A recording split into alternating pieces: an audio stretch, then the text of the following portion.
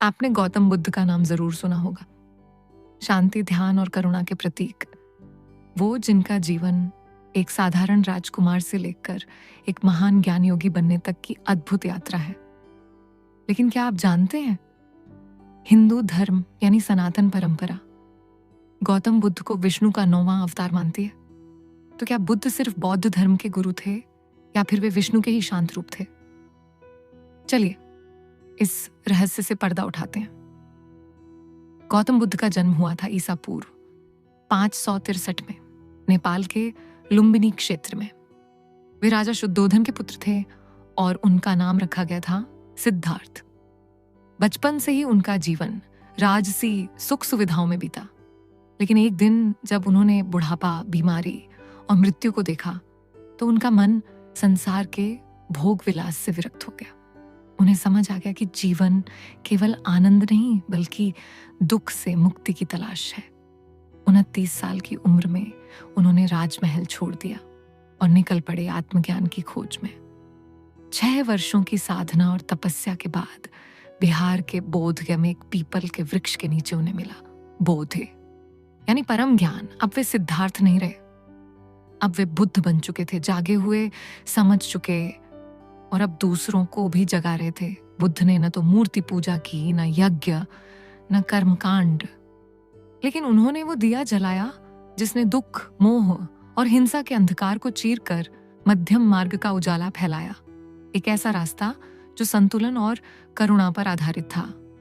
अब सवाल उठता है, क्या बुद्ध सिर्फ बौद्ध धर्म के मार्गदर्शक थे? नहीं, सनातन परंपरा में बुद्ध को विष्णु का 9वां अवतार माना गया है। जैसा कि भागवत पुराण के स्कंध 1 अध्याय 3 में लिखा है, ततः कलौ संप्रवृत्ते सम्मोहाय सुरद्विषाम बुद्धो नाम नांजन सुतः कीकटेषु भविष्यति। अर्थ, कलयुग में जब असुर वेदों से भटकेंगे तब विष्णु बुद्ध नाम से जन्म लेंगे और उन्हें मुंह में डालकर वेदों की रक्षा करेंगे।